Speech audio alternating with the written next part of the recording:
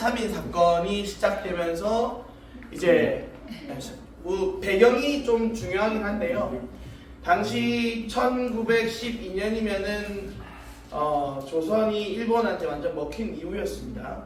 그런데 일본의 입장에서 굉장히 곤란한 상황이 발생이 돼요. 왜냐하면 조선의 그 기독교가 단순히 그 종교에서 머물지 않고 그 민족의식과 결합이 되는 거야. 기독교회 갔더니 학교에서 교회 갔더니 공부를 가르쳐주고 교회 갔더니 사람들이 계몽이 돼가지고 자치의식과 독립정신과 이런 것들이 함양이 되기 시작하는 거예요. 그런 움직임에 대해서 민족의식과 조선의 그 기독교인들의 그 결합을 보면서 일본에 있어서는 굉장히 이제 한일 한파가 있으니까 완전한 통치를 해야 될 거 아닙니까? 그래서 굉장한 경계와 두려움을 느끼기 시작한 것이 배경입니다. 그래서 조직적으로 이 기독교를 핍박하기 위해서 윤치호 양정백 그리고 기독교 교계 지도자 신학생들을 비롯해서 123명을 데라우치 총감을 암살하려고 했다는 거짓 혐의를 씌워서 구속을 하게 됩니다. 체포를 다 하게 돼요. 그런데 또 한 가지 더 아셔야 될 배경이 뭐냐면 당시 러일 전쟁이 끝난 이유입니다. 누가 이겼습니까? 일본이 이겼죠. 일본이 이긴 이후에 일본의 어깨가 이만큼 못 펴졌어요. 그래서 우리는 아시아를 대표하는 문명국이다. 이 조선을 잡아먹으려고 했던 계속 남쪽으로 내려 남하하는 러시아의 음모와 야욕을 저지하고 우리는 아시아의 평화를 지킨 아시아의 문명국이라는 이미지를 지켜나가려고 했어요. 그러다 보니까 해외적으로 이제 해외의 어떤 본인 이미지를 하기 위해서 아주 전략적이고 조직적인 방법을 세 가지 썼습니다. 첫 번째는 뭐냐면 만국 신문연합회라는 것이 있었거든요. 전 세계의 어떤 뉴스를 총괄하는 그 뉴스망이었어요. 지금 AP통신 뭐 이런 겁니다. 거기에 사람을 포섭을 한 겁니다. 그래서 본인들이 원하는 입맛에 맞는 기사들이 동양에 일어나는 그 일들이 해외로 나가도록 통제를 하기 시작합니다. 두 번째는 공보사무소라는 걸 설치해요. 아시아의 사건에 관심 있는 사람들이 접촉할 수 있게끔 공보사무소를 여기저기 설치하는데 그쪽에 가게 되면 일본이 원하는 입맛에 맞는 정보를 듣게 되는 겁니다. 세 번째는 뭐냐면 로비를 합니다. 어마무시한 양의 로비를 해서 영향력 있는 각 교계 및 미국에 있는 수많은 사람들의 어떤 로비를 통해서 일본에 유리한 입장을 내게끔 그렇게 조직적으로 이런 상황이었습니다. 그리고 이렇게 언론이 통제되고 지금처럼 유튜브라든지 통신이 안 되는 상황에서 123인이라는 그 한국의 교계, 한국 교회를 핍박하는 사건이 벌어지게 된 겁니다. 근데 이 사건이 이렇게 다 언론을 통제하는데 어떻게 알게 됐냐? 이게 진짜 중요한 포인트잖아요. 결론적으로 전 세계가 다 알게 됩니다. 전 세계가. 먼저는 미국이 알게 돼요. 왜 알게 되냐? 첫 번째는 선교사님들의 그 서신이에요. 은밀한 서신. 선교사님들이 계속 이렇게 서신을 보내거든요. 이 조선에서 한국 교인들이 어떻게 핍박받고 고문받고 힘들게 지내고 있다라는 것들이 이제 전달이 되게 됩니다. 계속. 그런데 이 전달되는 것을 받은 교단들이 어떻게 하냐? 그것을 멈추지 않아요. 사람들을 파견합니다. 재판이 끝날 때까지 사실을 우리한테 다 보고해라고 하면서 계속 이렇게 적극적인 파견을 해서 사실을 알려는 노력들을 합니다. 세 번째는 뭐냐면 일본이 좀 실수한 게 있어요. 뭐냐면 이거에 대한 123인을 그 한국 교인들 핍박하면서 거기 선교사님들도 조직적으로 연결해 있다고 발표해요. 선교사님도 연결해 있다고 이야기하니까 그 교단에서는 적극적으로 개입할 수밖에 없는 거죠. 마지막으로는 이제 독립통신사 이거 그러니까 만국 신문연합회가 아니라 독립된 헤럴드 신문 같은 독립된 신문들이 있었는데 엄청 적극적으로 선교사님들 그 서신을 받아가지고 적극적으로 보도를 해줍니다. 그렇게 해서 미국 교계에서 이거 적극적으로 반응할 수밖에 없게 돼요. 그래서 남북 감리교단, 그 다음에 성서공회, 그 다음에 YMCA, 그 다음에 장로교 연합회 다 와가지고 그리고 거기 하버드 예일대 총장, 국무부 장관도 국무부 장관까지 와가지고 교계에서 그 공동회의를 열게 됩니다. 미국에서. 그게 1912년 10월 11일 뉴욕에서. 거기에는 또 아웃룩이라는 신문 잡지 그 대표도 와요. 아주 영향력 있는 사람들, 미국을 대표하는 영향력 있는 사람들이 모여서 회의를 열게 되는데 이 회의의 의미는 세 가지였습니다. 첫 번째는 뭐였냐면 한국 교인들이 핍박을 받고 있다라는 이 사실에 대한 일본의 도덕적인 판단이에요. 인권과 도덕에 대한 문제였어요. 이걸 정확히 알아야 된다. 그리고 이걸 우리가 판단을 하자. 네. 두 번째는 뭐냐면요. 우리 미국 교계에서 이걸 어떻게 받아들여야 될 것이냐. 이런 한국 교인들이 핍박을 받고 있는데 우리가 이 교계 차원에서는 어떻게 대응을 해야 될 것인가에 대한 부분을 입장을 명확히 하고 정리하자는 거였어요. 세 번째는 뭐냐면 이 문제가 단순히 교계 안에서 일어난 문제가 아니라 미일 외교 분쟁으로도 번질 수 있는 상황이었거든요. 그래서 이 세 가지의 어떤 내용을 가지고 입장을 정리하기 시작합니다. 근데 아까 전에 말씀드렸듯이 미국이 많은 사람들을 포섭을 했잖아요. 일본이 많은 사람들을 포섭을 했잖아요. 그 가운데서도 교계의 일부 인사들이 포섭이 돼 있을 거라고 생각합니다. 그래서 의견이 갈려요.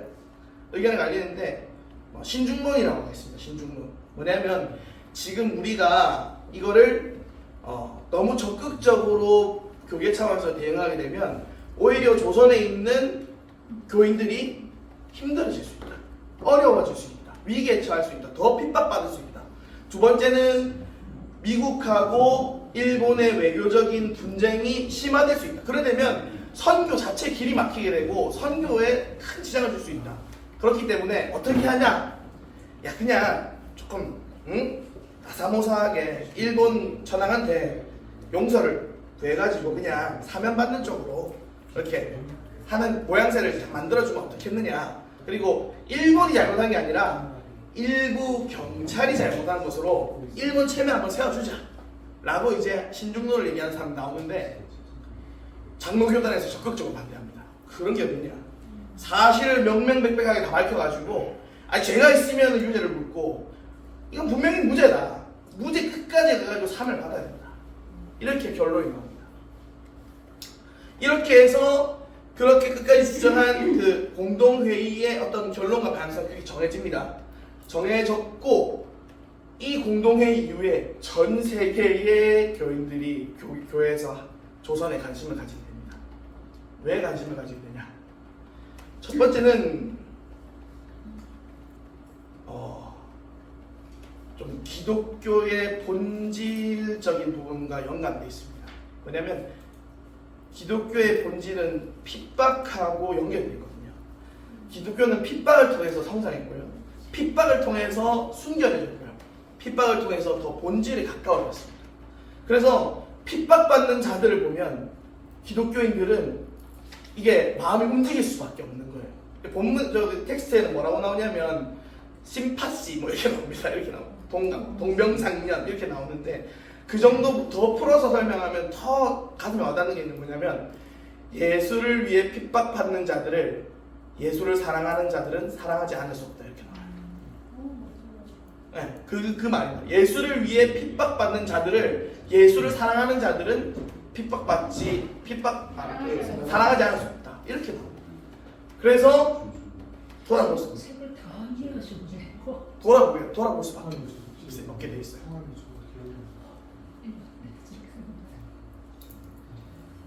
뒤에 부분, 그런 부분이고 그리고 두 번째는 뭐냐면 이게 좀 결정적인 건데 이 사건을 통해서 감동을 받는 거예요. 전 세계 교인들이. 아니 조선 이름도 모르는 이 조선이라는 조그만한 나라에서 이거 뭐 원조받고 도움받고 무슨 지금 우리한테 따지면 뭐 가나나 뭐 그런 나라 아니겠어요? 근데 신앙의 신념을 지키기 위해서 핍박을 받고 있다는 거예요. 이들은 더 이상 자기보다 낮은 수준이 아닌 거예요. 자기하고 동등하는 수준의 신앙으로 인해서 핍박을 받고 있는 형제의식으로 보는. 그래서 감동을 받게 됩니다. 전 세계에 있는 교인들이 여기 집중할 수밖에 없게 됩니다. 그런데 이 이후에 어떻게 되냐? 핍박받은 이 교회가 조선 당시 여기 자료에 의하면 37만 명입니다. 교회 예배당이 500개인데 학교는 더 많아요. 교회에서 운영하는 학교가 더 많습니다. 예배당보다 더 많아요. 그만큼 적극적으로 생명력과 이런 것들을 보여주고 있는 모습이었습니다. 그러니까 교회가 희생을 통해서 이제 더 발전하게 되는 거예요. 저는 이제 이 내용을 다시 한번 읽게 되면서 좀 마음에 많이 와닿았던 게 있어요. 뭐냐면 첫 번째는 신중론에 대한 부분입니다. 신중론. 지금 이제 윤석열 대통령이 결국에는 이제 파면됐죠. 파면됐는데도 기독교인들끼리 싸우는 거예요. 같은 의견인데 그 당시만 해도 그 당시 그 공동의회에서도 한국에 조선에 있는 교회를 위하는 마음은 같았을 겁니다. 그런데 신중론과 또는 이제 좀 더 지혜롭게 하자라는 그쪽이 의견이 갈렸던 것처럼 지금도 의견이 다릅니다. 정광훈 목사님 쪽하고 세이브 더 코리아 쪽하고 피 터지게 싸우고 이런 철천지 원수가 따로 없어요. 진짜. 오늘 유튜브를 보고 왔는데 뭐 손혜원 목사님 도둑놈이라고 올리고 또 이쪽에서는 또 뭐라고 올리고 난리인 거야. 난리야 난리. 보면서 저는 가슴이 너무 아픈 거예요. 큰 방향성은 같은데 만약에 내가 손혜원 목사님을 개인적으로 알 기회가 없었다라고 한다면은 나도 뭐 그 사람들하고 똑같이 생각했을 수도 있을 것 같아요. 근데 그렇진 않거든요. 진정성이 분명히 있으신 거고 누구보다 마음 아플 사람들이고 누구보다 힘들 사람들인데 이게 올라오는 욕과 모든 걸 삼키면서 지금 이제 그런 것들을 하고 있는데 어찌됐든 이 방법론에 있어서 어떻게 결정을 내리게 될 것인가 나는 어떻게 정리를 해야 될 것인가 라는 생각이 들더라고요. 저는 그래요. 저는 그렇습니다. 이거는 제 개인적인 견해입니다. 왜냐면 이 절대 묻고 넘어가서는 안 됩니다. 상황이 이렇게 되고 불리하다고 해서 이런 모든 재판 절차가 불공정했고 하나부터 열까지 동의할 수 없는 내용 그리고 재판 결과도 너무나 그냥 정치적인 내용들 법리적인 내용들이 그냥 정치 무지영이 같은 나 같은 사람도 이해 안 되는 판결문인데 그냥 넘어가서는 안 된다 생각합니다. 그러나 이제 시기적인 부분이 있다고 생각해요. 지금 당장에 우리가 대응할 수 있는 상황, 이 상황에서 우리가 대응을 반드시 기억하고 반드시 짚고 넘어가고 반드시 바로 잡아야 될 부분이지만 왜냐하면 또 나쁜 선례를 남길 수 있으니까 지금 시기적으로 우리가 지금은 마음을 조금 중지를 모아야 될 시기라고 생각합니다. 이게 느낀 게 첫 번째고요. 두 번째는 뭐냐면 이 핍박에 대한 부분입니다. 이제 신앙을 위해서 진리를 위해서 핍박받을 수 있는 준비가 되어 있는 우리 대한민국 기독교인들이 예수님이 첫 번째 말씀하신 설교의 결론 산상수훈의 결론이 뭐였냐면 의를 위해 핍박을 받던 복이 있느냐고 신앙의 본질과 예수님의 우리가 가장 높게 권위를 드려야 될 설교의 주인공이신 예수님이 얘기하신 그 설교의 결론이 의를 위하여 핍박을 받는 자는 복이 있나는데 과연 지금 우리 대한민국 기독교인들은 핍박이라는 단어를 환영하고 있는가? 교회에서 핍박이라는 진리라는 말로 오해받는 걸 두려워하고 핍박이라는 단어가 나한테 다가오는 거에 대해서 겁내하고 피해하고 하고 있지 않는가 이런 생각이 좀 많이 들더라고요. 그래서 이런 부분도 좀 단순히 이 123인 이 사건이 105인 사건이 과거에만 머물러 있는 사건이 아니라 지금 현재에 있는 우리에게 와서 우리에게 어떤 의미를 주는가에 대한 부분을 우리가 알고 그리고 스스로 정리를 하고 삶의 방향성을 맞추고 옆 사람한테도 이제 계속 얘기를 해야 된다고 생각이 듭니다. 내용이 여기가 전부입니다. 내용이 전부인데 책을 한번 읽을까요? 아니면 이 정도로 마무리해도 괜찮을까요? 그거는 뭐 스피커가 그런 거 있어요. 책은 한번 이렇게 3번 제가 쭉 한번 책에 대한 부분을 다 읽을 수는 없고 시간도 많고 이러니까 중요한 부분 한번 읽어드리겠습니다. 어떤 의미가 있는 건지. 네, 책은 무료, 이거 안 쓸 거예요. 책은 무료였어요. 핵심 주요 구절들을 제가 한번 쭉 읽어드리겠습니다. 조선 사람 123명의 재판 사건 때문에 동서양 각국이 이렇게 관심을 기울이는 것은 처음 있는 일이다. 이 조선의 이 사건이 굉장히 큰 국제 이슈로 부상하게 된 겁니다. 모든 논쟁의 이슈의 출발점이 됐습니다. 한국인이 무죄하다는 사실을 연속해 게재한 신문은 뉴욕 헤럴드와 태양보이다. 그러니까 언론들이 주요한 역할을 했습니다. 특별히 뉴욕 헤럴드 같은 신문은 계속 선교사님들한테 자료를 받아가지고 아주 적극적으로 한국 기독교인들을 위해서 대변해 줬습니다. 각 선교의 총무들과 감독들이 자기 교회를 대표해 워싱턴으로 가서 미국 외교부와 직접 교섭했다. 이거는 단순히 신앙의 문제에서 끝내는 것이 아니라 정치적이고 외교적인 문제까지 기독교인들이 적극적으로 목소리를 내고 행동을 했다라는 겁니다. 그때 지금 이제 철진한 성석이 언론입니까? 그러니까 교회는 기독교는 정치에 간섭하면 안 된다. 네. 안 된다. 교회는 그냥 복음만 전하고 예수만 믿는 것만 중요하고 교회에서 기도하고 찬양하고 예배 드리는 것에서 멈춰야 되지. 어디서 사회 문제에 개입하고 정치적인 문제에 개입하고 우리 한국 기독교 뿌리가 그게 아니라는 거예요. 우리 한국 기독교가 있기까지 이렇게 적극적으로 움직여주는 기독교인들이 있었다는 거예요. 너무나 무식한 일입니다. 우리는 일본 황제의 은사를 요구하는 것이 아니요 공정한 법률에 의거해서 시행하기를 요구할 뿐이다. 사건을 정의와 법 문제로 정확하게 본 거예요. 이 장로교의 입장이었고 이 공회에서 장로교 입장이 거의 관철이 돼서 결론이 됩니다. 한국신문연합회와 비밀리에 협약을 맺고 동양 정세에 관한 모든 소문들은 일본 정부가 원하는 만큼 세상에 알린다. 그러니까 당시에 일본의 여론 조작 체계가 어떻게 구축되는지 제가 설명도 한번 드렸지만 이 구절을 통해서 알 수 있습니다. 미국 뉴욕에서 매일 이 신문이 연속해서 들춰낼 수 있었는데 태양 같은 대의 정도는 결국 사람의 힘으로 가릴 수 없다. 일본의 은폐 시도가 결국엔 이제 무력화된 거죠. 이거 책에서 제가 좀 생각할 만한 것들을 뽑은 건데 페이지 수가 많지 않습니다. 제가 오늘 발표한 20페이지 정도밖에 안 돼요. 한번 읽어보시는 것도 추천드리겠습니다. 안 읽어보셨다면 조선 통감 대라우치는 신문 자유권을 검열하고 정보원들을 전국에 배치시킨다. 일본 통치의 탄압성과 비민주성을 드러내는 구절입니다. 가스라 내각 또한 군부 세력을 중심으로 정치 체제를 구성하려다가 전국에 공론이 된 것이다. 서양 사람들은 기독교회가 핍박받는 것을 보면 항상 특별히 집중하니 세계 기독교의 반응이 형성되는 심리적 문화적 배경입니다. 아까 전에 말씀드렸듯이 핍박이라는 것을 당하는 기독교인을 볼 때 같은 기독교인이 어떤 마음을 가져야 됩니다. 거기에 대한 마음을 가질 수밖에 없다는 거예요. 예수를 위해 핍박받는 자들을 예수를 사랑하는 자들은 사랑하지 않을 수 없다. 되게 멋있는 표현이죠.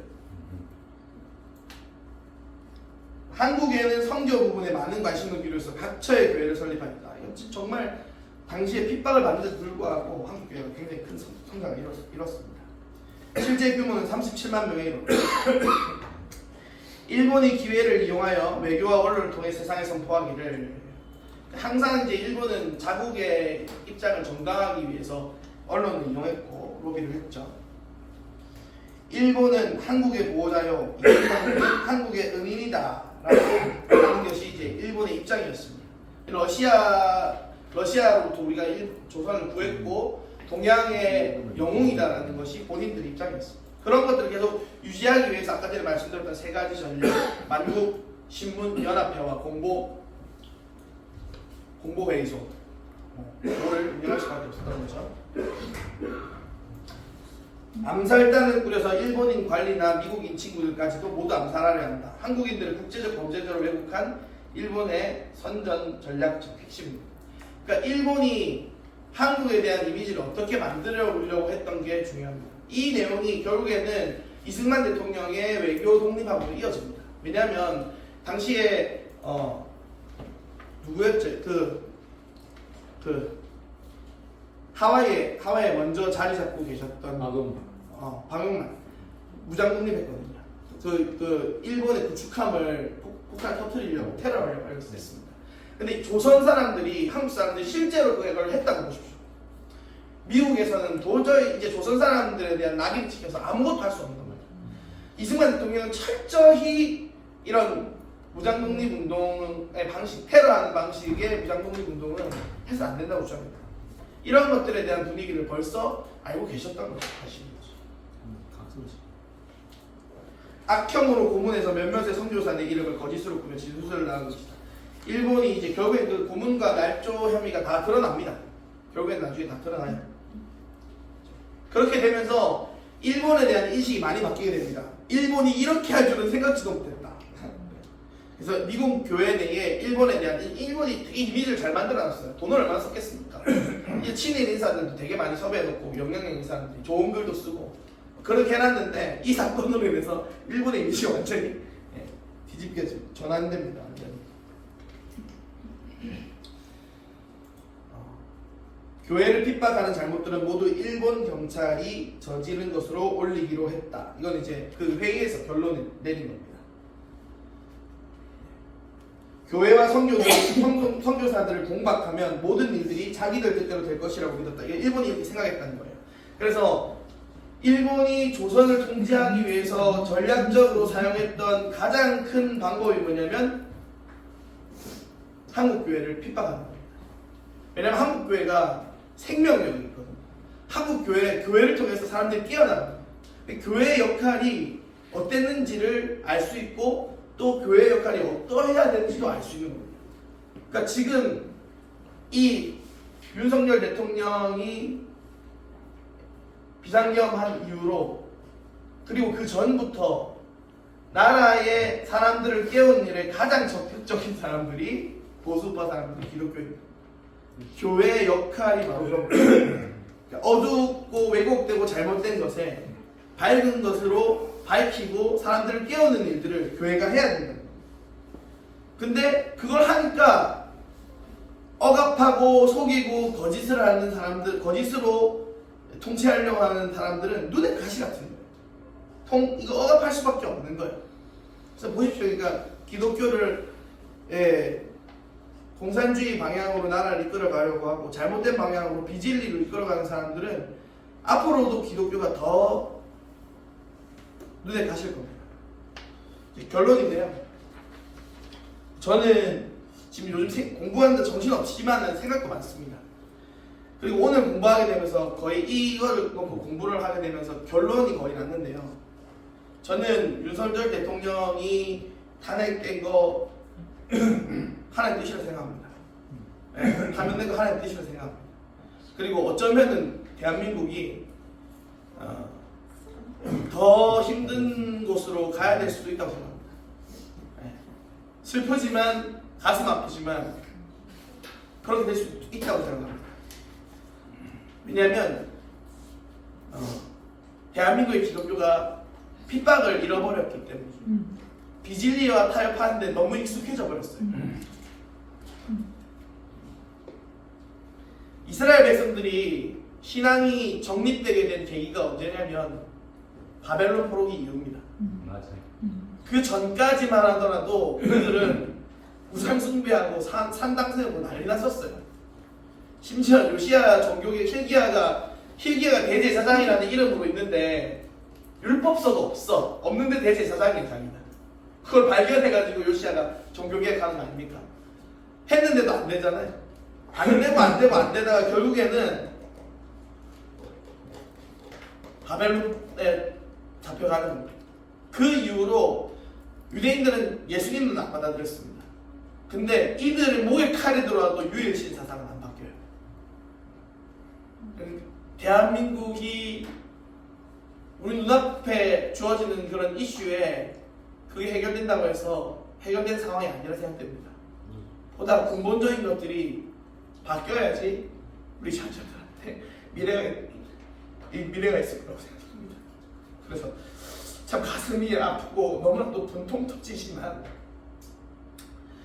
지금은 이제 포기하지 않고 자녀들한테 부끄럽지 않은 씨를 뿌려야 되는 시기라고 생각이 듭니다. 그래서 오늘 짧은 페이지 공부를 하면서도 되게 생각이 많았습니다. 네, 잘 들어주셔서 감사합니다.